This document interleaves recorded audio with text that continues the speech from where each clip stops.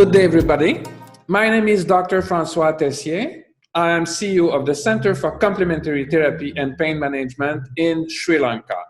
And welcome to this series of Zoom interviews where you discover the most amazing doctors, therapists, philosophers, artists, and shaman that are practicing complementary therapy worldwide and that are helping us to view the world differently. And speaking of shaman, today we have one. Today our guest is Mr. André Chevalier, a medium clairvoyant, a teacher of intuitive and mediumistic and spiritual development, but I would say also a shaman, and he's going to talk to us about that. And he's the co-founder of Alma del Agua in Spain. But Mr. André is traveling between Canada and Spain, even if he stays in Spain. So André Chevalier, that we should call Little Hawks, is a Canadian descendant of North American native that lives in Spain, right?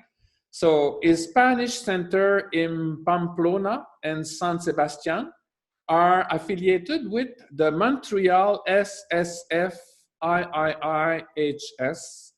And Mr. André was discovered by Dr. Marilyn Rossner and from John Rossner, Marilyn Rossner's husband, as he was only 19 years old.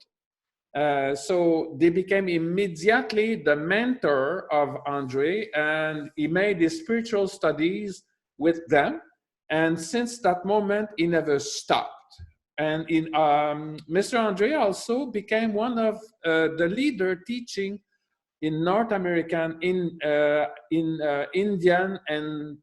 I would say, native spirituality and mediumship for over 25 years. In 2014, after meeting with his wife, Rosa Alzate, he moved in Spain, where he now lives. And he has a higher degree in psychic and spiritual science.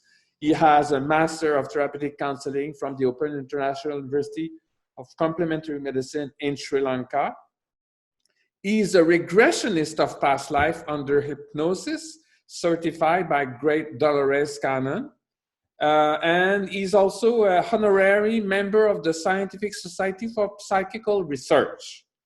For him, mediumship is not only a leisure, that's a professional engagement. So, and he's having a very scientific approach of this. We will talk about that very soon.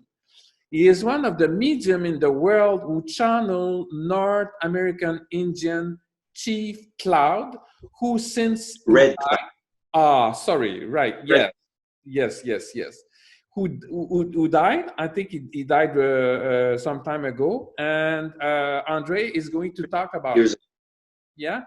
So André, we could have continued a lot to introduce you. Welcome and thank you. That's a pleasure to have you with us today. Thank you very much. Thank you for having me here.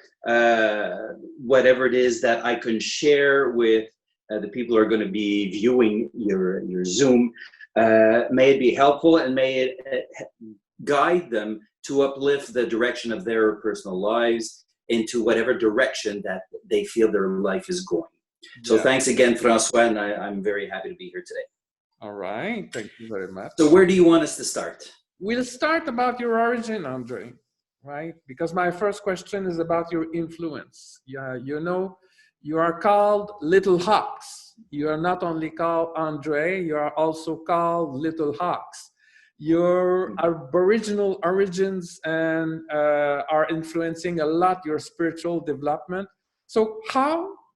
Well, tell us about your origin, number one, the story behind your spiritual development, when you were born as a shaman, because I believe that you are kind of a shaman, aren't you? So tell us about this journey in your life. First of all, I want to take away the shine around the word shaman. Shaman means in between the spirit world and the physical world. The word medium means in between the spirit world and the physical world. That's what it is. I'm nobody special because somebody gives me the title shaman. I'm a man, and I love to bridge the heaven world with the physical world. So starting with that, my heritage is of truly mixed bloods. My mother was Irish, and still is Irish in the heaven world. And my father, French-Canadian with Mi'kmaq, which is Indian, Canadian Indian heritage. My great-grandmother, whose name is Maggie, was the pure blood native that was in our family. My father and his brothers and sister had no interest in discovering their roots, their heritage on the native side.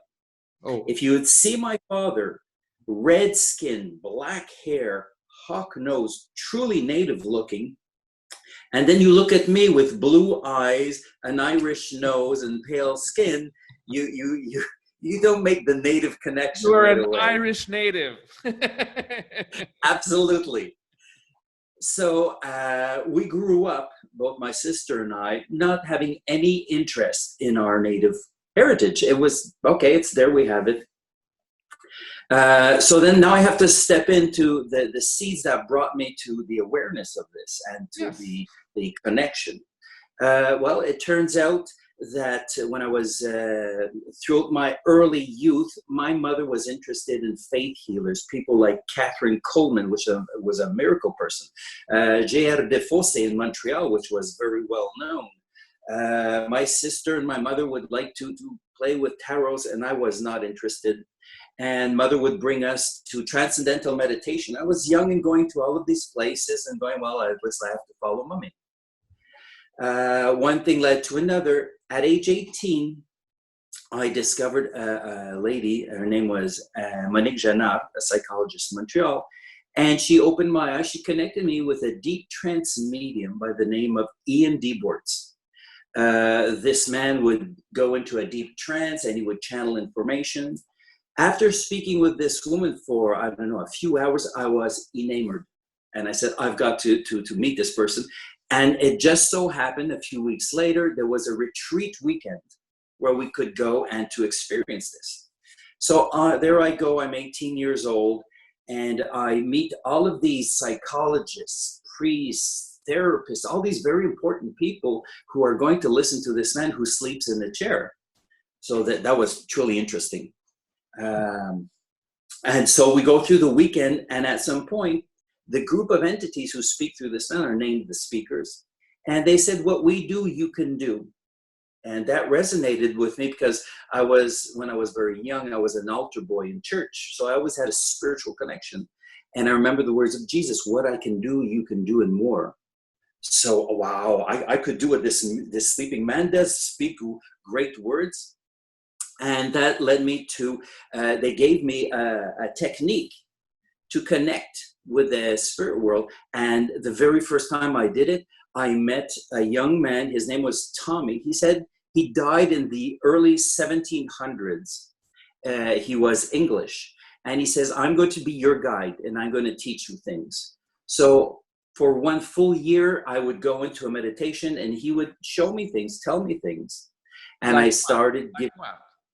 Like what? He would tell me about well, let me explain. The very first, what I call reading that I did with Tommy is I met a neighbor and I said, listen, I'm going to this psychic change and I'd like to see if I could give pertinent information. So the person said, yes, okay. So I looked in and I was able to describe a dead relative.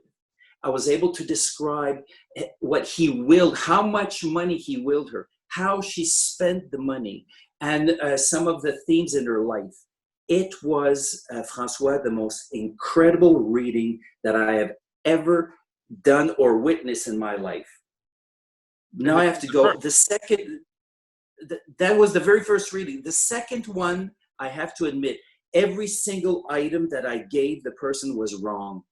Wrong, zero, no, do you understand this? No, I see this person, no. And then I was devastated. I went to a meditation and Tommy came to me, he says, Andre, The first reading is the potential you have. The second reading is from where you're starting. Oh my God. And I have to admit, today, 50 years later, 40 years later, I still haven't attained that level of absolute clarity, but I have the hope and I have the faith. Mm. So let me continue to get to my heritage. Yes. 12 years later, and exactly 24 hours, Tommy's energy left mine. And when I went to meditation, 3 native men appeared. Oh. One who gave me his name, Sun Otter Hide. One is Clapping Horse, and one is White Cloud. And all 3 said they were with you, Andre, for different reasons. Sun Otter Hide became what is known as my doorkeeper. So he is like the one who watches and says, okay, who can come through today? Clapping Horse was a medicine man. He was an Apache when he lived, and he likes to come. He discovers healers through my work. And White Cloud, well, he's very special because he only shows up when there's really large crowds. I don't believe he's got a strong ego, but his mission is to speak when there's many people. Yes. So when Tommy left, it broke my heart, but these 3 started my movement. One summer, now we're going to get exactly to my heritage. One summer, at that time, I was working in radio. I had long blonde hair, and I was an MC, and everything was cool. I was drawn to go to a powwow. That's a festival, a ceremony where Indians will share their food, their artisan, their dances, and their costumes. So I'd gone there. It was a beautiful weekend, and I was walking around eating. And all of a sudden, a man took the microphone and he says, okay, everybody, now's the time when we're going to dance for our ancestors. And in my energy, great-grandmother Maggie appeared. It was the first time, but I knew her from her energy. And she whispered, she says, Andre, please go dance for me. Dance for your people. And I'm looking at these people with feathers and costume. I'm blonde here with jeans and a t-shirt. I said, the heck with it. The worst that could happen. With an Irish look. Yeah, with the Irish look. So definitely not native. So I said, the worst that could happen, they'll kick me out. So I went in and I started dancing. I had a few looks, but they allowed me to dance. That was my acceptance of my native heritage. From that day on, Grandmother Maggie started communicating with me, and she guided me to Grandfather William Commenda. I'm going to show you his face here. Oh, you have pictures. Very great. I have pictures that I could show you. This is Grandfather William Commenda. He was the chief of the Algonquin tribe, and when I met him, he was this age. He was 80 and some. He was the spiritual leader of the Algonquins. He started an event called the Gathering of All Nations. Oh. For 11 years, up until 2011, when he left this physical world. Once a year, he would call on shamans from Hawaii, from Mexico, from around the world, who would want to come to his land and to teach the white people some of the traditions and some of the respect that we need to have towards Mother Earth and towards Spirit. And he would open the doors for free to 1,000 white people. We would go with our tents and put up our tents, and for 3 days, we would have the ceremony of igniting the fire. We would have morning ceremonies. We would have sweat lodges, which is the ceremony of people going into and receiving stones, warm stones, and sweating and receiving teachings from the shamans. And Grandfather Commenda, he knew that at this moment in our history, in the human history, that people who were of red skin, real natives in the past, who were courageous people, who were strong people, are being reborn in white bodies. Because who needs to learn about respect? Who needs to learn about the rituals, about the respect of rituals? It's us, the white people. Yes. So we are discovering, we are being born in our spirit, we are reawakening to follow the traditions that they had when they told us, walk without molesting Mother Earth, walk and listen to the wind, listen to Father, Son, receive Grandmother Moon's energies and love, and you will heal your own path, and you will be guided to where you need to go. And so Grandfather was a beautiful inspiration to me.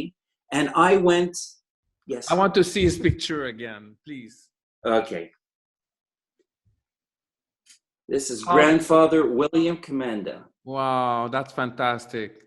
So what did he say? Yeah. Our center, Alma del Agua, is based on his philosophy. His life mission was to help water to be clean, to have clean water for the population. And to care for Mother Earth. So, moving along.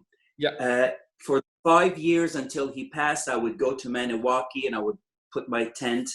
And after, what happens, the natives are very, not secretive, but they don't open themselves to the white people that easily because they have ancestry with us. And many of them thought that the white people shouldn't receive the teachings of the red people. But like I said, Grandfather Commanda understood that the red souls were living in the white bodies and we needed to bring this back again. And who better to teach the whites but another white? So be it. We would go there, and at one of the years when I went, I put in my tent, and I remember that night dreaming of a white buffalo giving me a pipe, a sacred pipe. And I said, wow, that's quite amazing. So the next morning, as the sun was rising, 1,000 white people with our blankets we're walking to the fire, and the elders, they're already preparing to tobacco and their pipes and the ceremonies. So we're there waiting and waiting. So I'm standing behind one of the medicine men, and I noticed that on his jacket, he has a white buffalo. I go, isn't that a coincidence? Oh, well, you're talking about a spirit animal now. No, but this man is a real man. He's a shaman, but he had a jean jacket with a white buffalo crest on his back. Wow. So I said, isn't that funny? I dreamt of that, and today I'm here. So they gave us teachings, and they're smoking their pipe. It turns out this man is the great-grandson of Chief Sitting Bull, which is very famous. And when, after smoking, he literally turned around, and he handed me his pipe. He allowed me to smoke his pipe. This was my dream manifest. I've been shown what was going to happen. And it was, again, a beautiful moment for me. And the ceremony of the morning started and went on. It turned out a few hours later, he bumped into me and he says, listen, I really liked your energy. He says, we're building a sweat lodge. He says, would you like to learn how to do that? For a native to invite a white, wow, big fiesta. Yes. So I said, yeah. And they showed me, they educated me how the fire keeper is so important. He chooses where the sweat lodge is going to be, what stones to use, what wood to use. He blesses the wood. He blesses everything. The trees that are chosen and cut, each tree receives a prayer and a blessing. So the building of the sweat lodge occurs. Now, you have to imagine. What is a sweat lodge? Yes. Not everybody knows what is a sweat lodge. In a summary.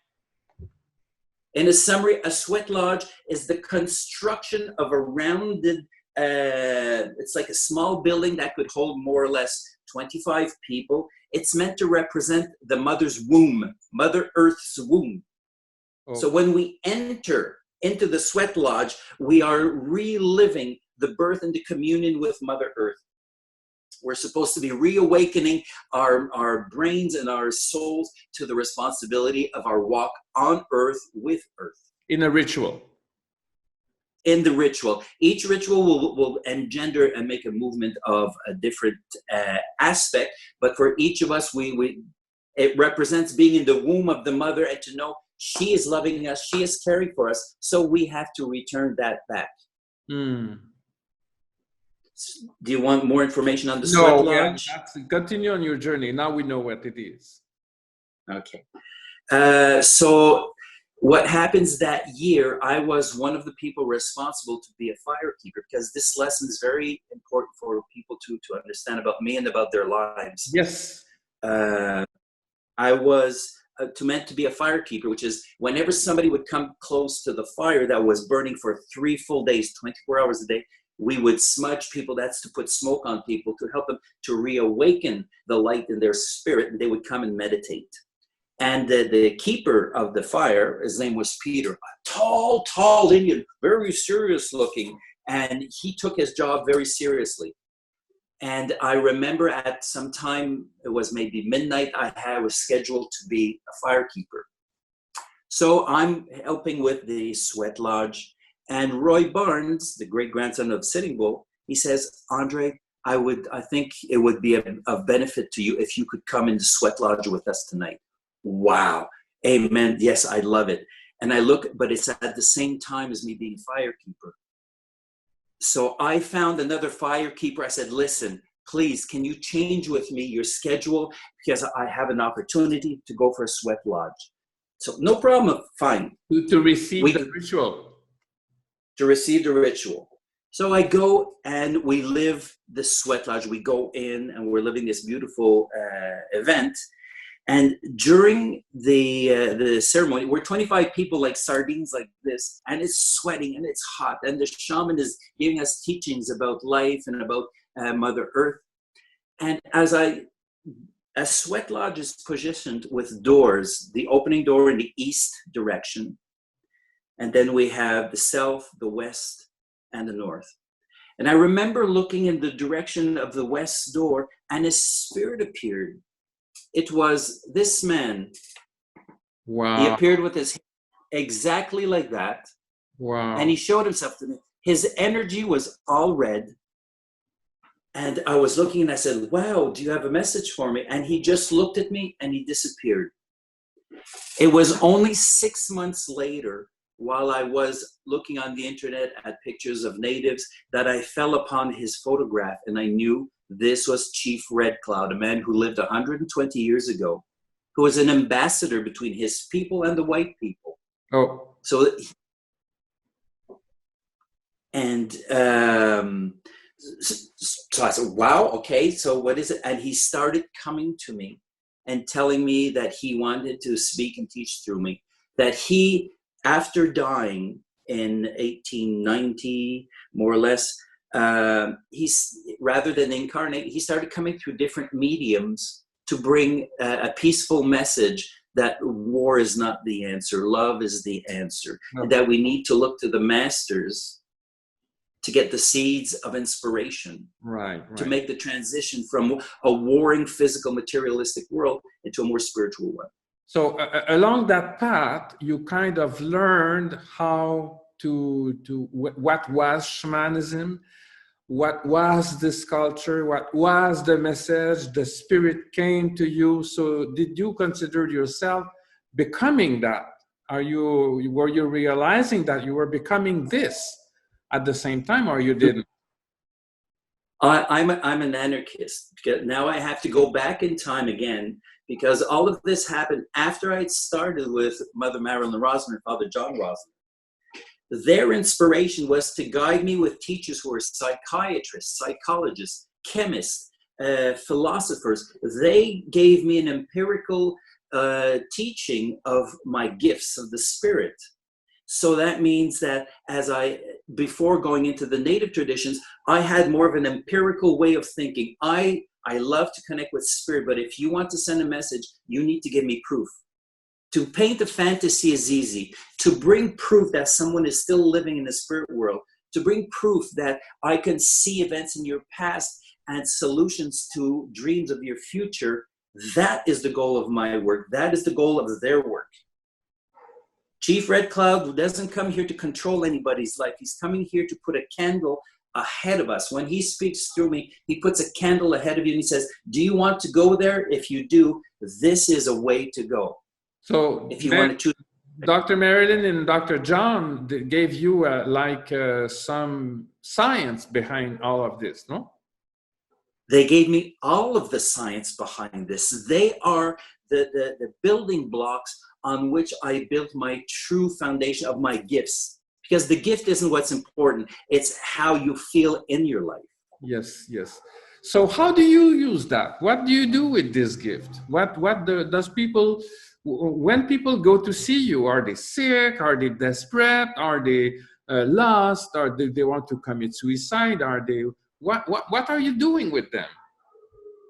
We still have some people, though, let's not forget that today, in this day and age, with the internet, with social media, everybody knows about intuition and somewhat about mediumship. So it's no more, wow, I know nothing. People know about chakras and energy. We're introducing ourselves deeper. So how do I help? I have the most humble of jobs. I teach the ABCs of the language of how to decodify spirit. Because if you're a native spirit, if you're a Chinese spirit or an African spirit, an apple is an apple is an apple. Yeah. So they show me this, and I teach people how to interpret that. Is it a green apple, which is connected to the heart chakra, which is harmony? Or is it very red, which is talking to you about physical energy? Or is it a pale and weakly red that says you need energy from heaven, or you need to care for your body? And I teach about the directions, about things that are being born in your life, or things from the North Door, wisdom in your life. And this is how the traditional natives taught us, with simplicity. If we only listen, but to listen, we have to use some of the Eastern techniques. The Indians, we contemplate. We contemplate the sound of the wind, and we say, good morning, wind. Good morning, brother, sun, father, sun. In the Indian traditions, we go within to contemplate. We find in meditation a stability of our emotions. And from there, we get to look for our own calmness and respite in our energy. With a medium or a psychic or a shaman, what we're looking to do, and this is what I teach, is how to find a space between our thoughts. If you want to see the past, the future, the spirit world, it doesn't happen in the monkey mind, in the left brain. It happens in the creative side of the right brain, the imagery, where we dream, where we see things. Right. So when you meditate, you find this peaceful center within yourself, and you calm the train of thoughts in your mind until you could find a space. And when you practice and when you repeat with discipline and with respect, you could spread that space enough that you could look and receive all kinds of information. You said, how does this help people? Yeah. Some people still that they're coming to a fortune teller. A true medium is not a fortune teller. We do see events through time. We're looking, as I said, what Chief Red Cloud does. We look into a person's life, and that person comes to you because they're looking for an answer. So this heaven world doesn't control our lives, but they say, if you really want to find a solution to your problem, we will put a candle a little bit ahead.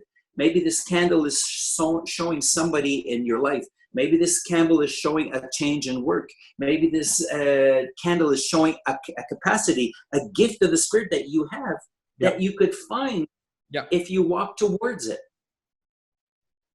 And then once you're there, you have the choice.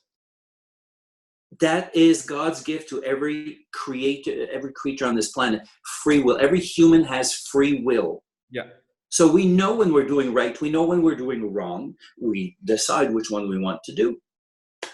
Oh, so you are kind of guiding people to their path, and then when they decide to go through this path, the happiness and balance and harmony comes back into their life, no?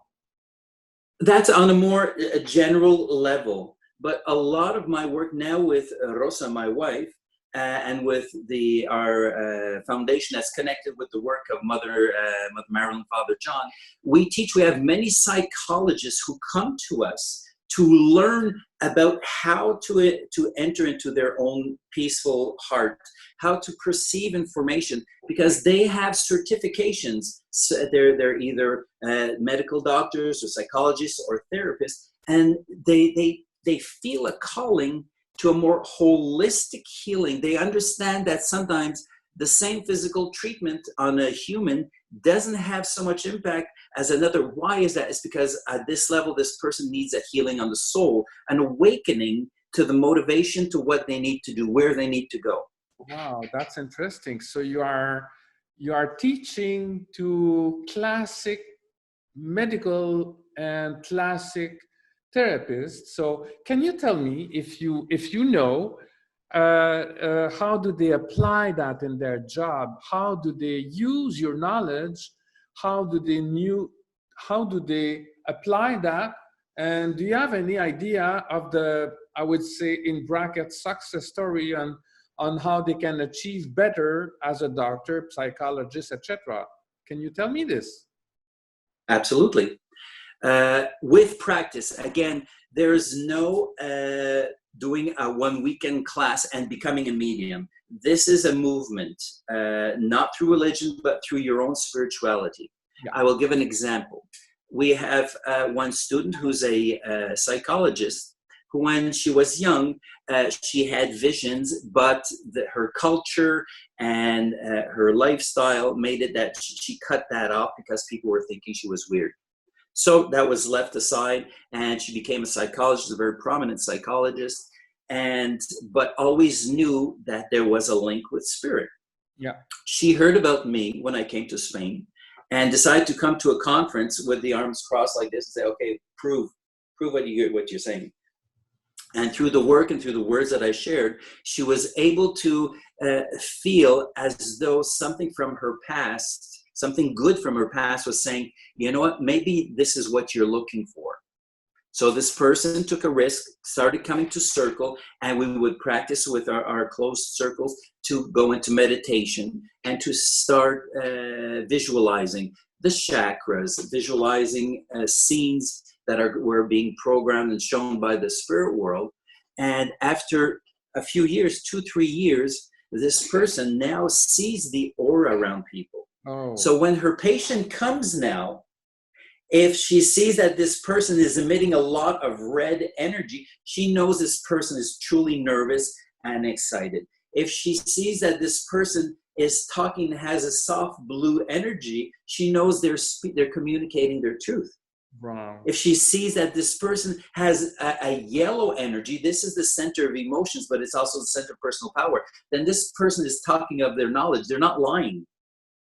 Somebody who speaks and you see red and brown in there, they're not totally sure about what they're saying, and they're not totally knowledgeable about what they're saying. And you know, that's why if we open up as humans to our gifts of the spirit, there's no more lying. We can't lie. Yeah. So this person, therapist, is feeling that, and also with the teachings that I give, gets to feel emotionally this person.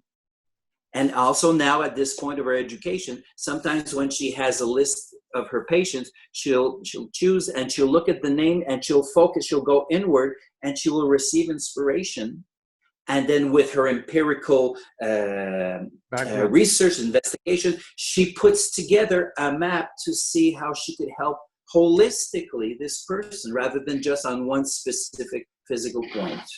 So that's interesting because it's like completely complementary with what, there is no contradiction with the classic approach and complementary approach, right? It's a complementary therapy that you are doing and that they are doing. Absolutely. Not, you know, one of the passions in my life is to be the ambassador. When I was young in Montreal, I used to go to all of the churches as a reverend to express my gifts. I wasn't locked in. Mother Marilyn didn't lock me into a cage. She said, you're a free bird, fly. Go and teach where you can. You don't belong to me. So I would go there. Now that I'm here, I'm working with psychology. I'm not saying as a medium I have everybody's whole answers. I don't.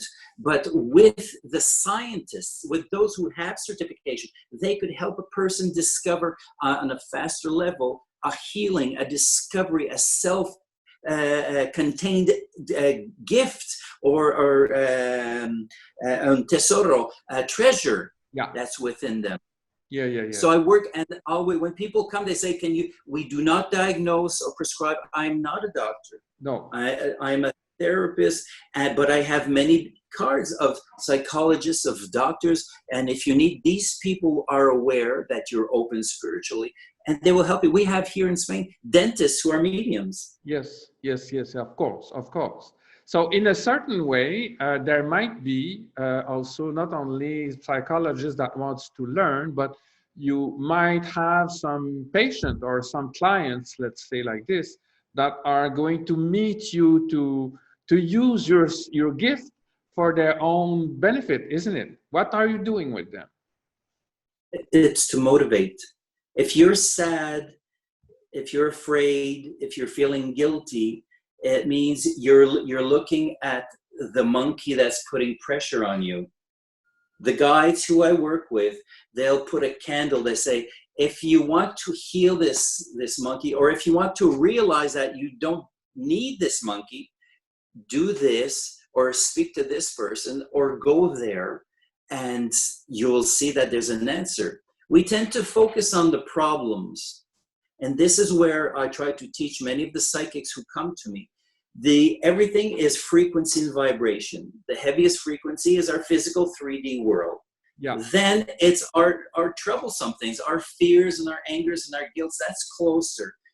What I train the people to do is to not be lazy, to look through those clouds at the solutions that are in the lighter frequencies. And then that's what we try to give to the people, is a solution. Then it's your responsibility whether or not free will, if you will choose that.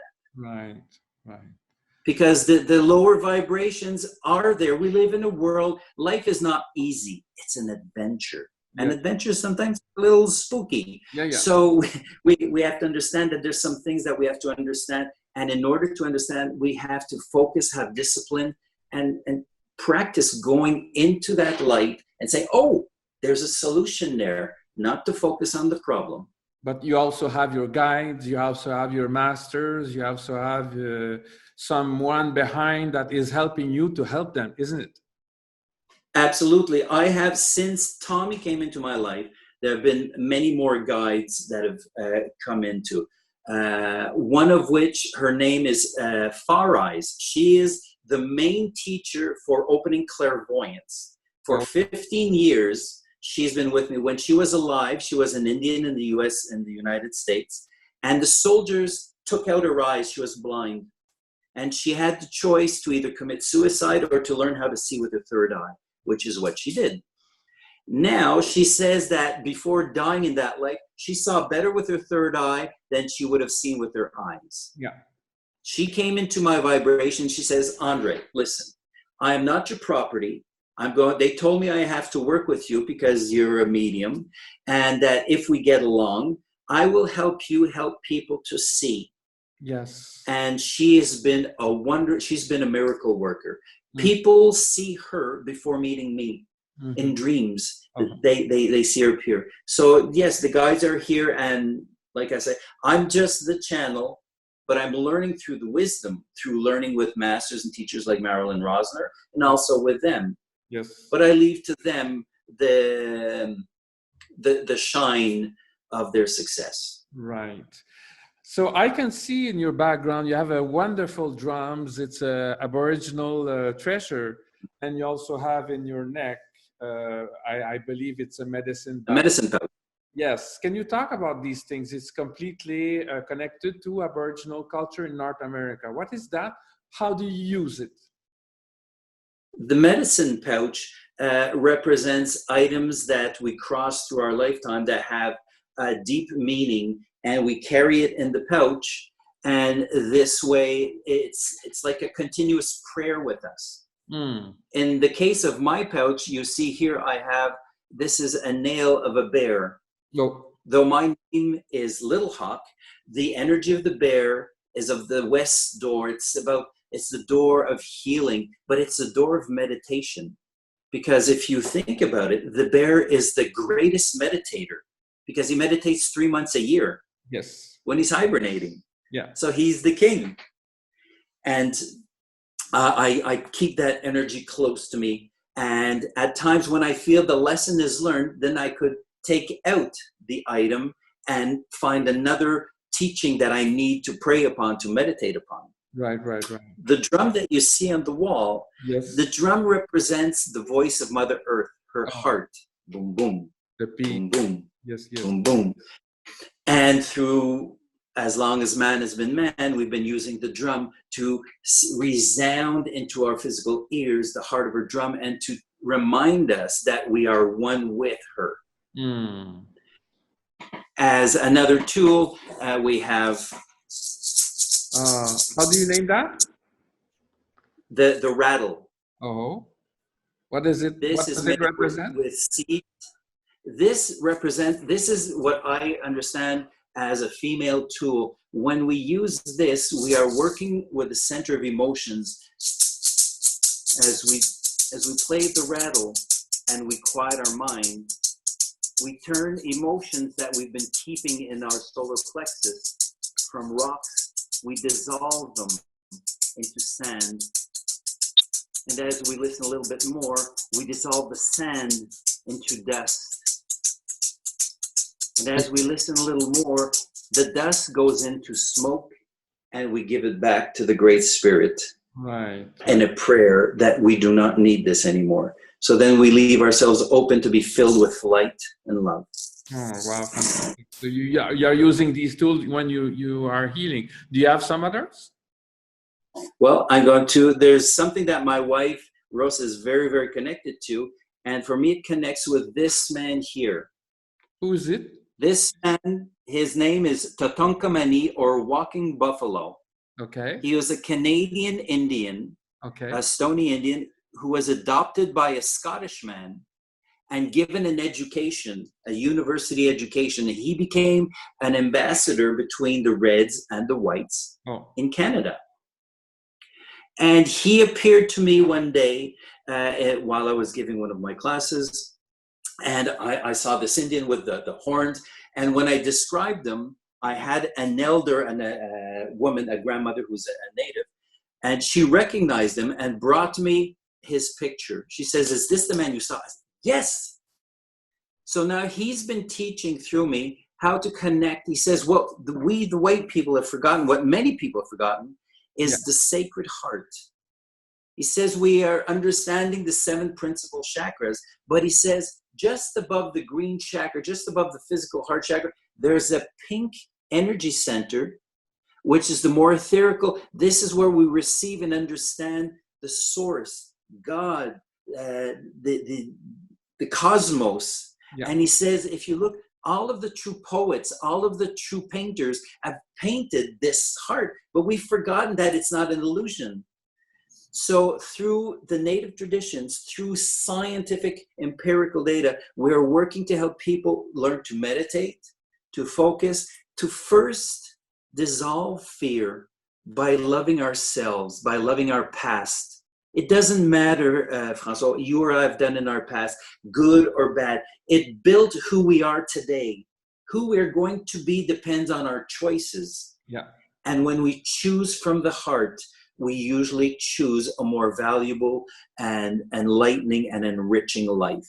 Yes. So, like I said, my path is one of true humility, is to be an ambassador, hopefully, a little like my spirit guides and my teachers, to help the world to understand that if we look inside of ourselves, none of us are dark. We are born from the pure light of the mind and the heart of God, so which knows no darkness. Yeah. That means whatever we're going through is just a process. It's just a process. We're experiencing experience through experience. Mm-hmm. So go ahead, move towards being good, move toward being happy, and that's what's going to change the world. And as we are oftenly talking about the body, mind, spirit connection, I believe that it might have a connection with the physical ailment, the physical problem, isn't it? Do you feel that sometimes you can physically help someone to heal from something? Me, no. Though I've been trained for energy healing, I've received many teachings of different techniques.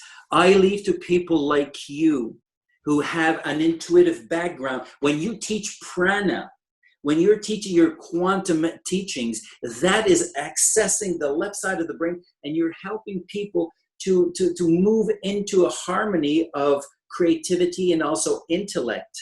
I've accepted that my path is one of listening to the voices of them. Some people say they receive healings after coming to me. Lives are changed, but it's because they're accepting the candle as being put ahead. I am not a star. I'm a person who carries candles, and that I'm happy doing that. Yes, yes.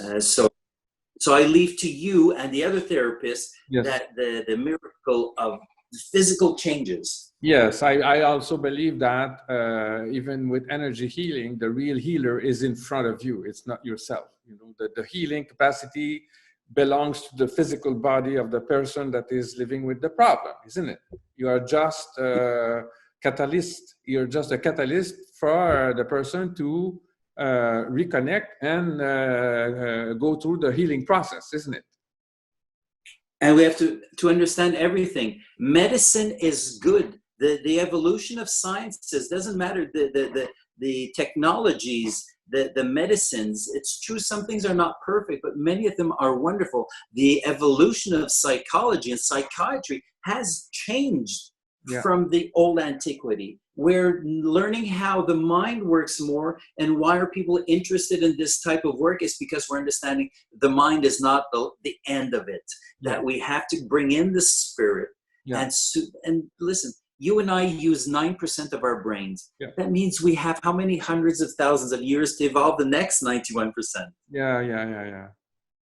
That's an amazing project that we have to develop the rest of it, no? And we have many more lifetimes to do it. And I know that you and I, we're going to meet up again, and we're going to continue this work some other time in the future. Yes. And hopefully remember in Sri Lanka. Next time it is in Sri Lanka, you're going to come here. And after that, I'll go in Spain and in Canada and over and over. Well, Andre, that's the time that we had together today. I am amazed. Thank you very much. And congratulations with this fantastic pathway, very inspiring. Thank you again. And I hope that you will continue to share your gift over and over again. Thank you. Amen. We invite everybody who is interested in this type of work to go to almadelagua.com, which is our website, or you could go to our Facebook, André Chevalier, and we'll be more than happy to share with you. Again, let's make a better world. It's not by judging somebody else. It's by changing how we perceive others that we're going to make this world a better place. Yes, Thank you, Francois. Thank you. We are going to share the links below this video. Thank you again. Have a great day. I'll talk to you soon. Huh?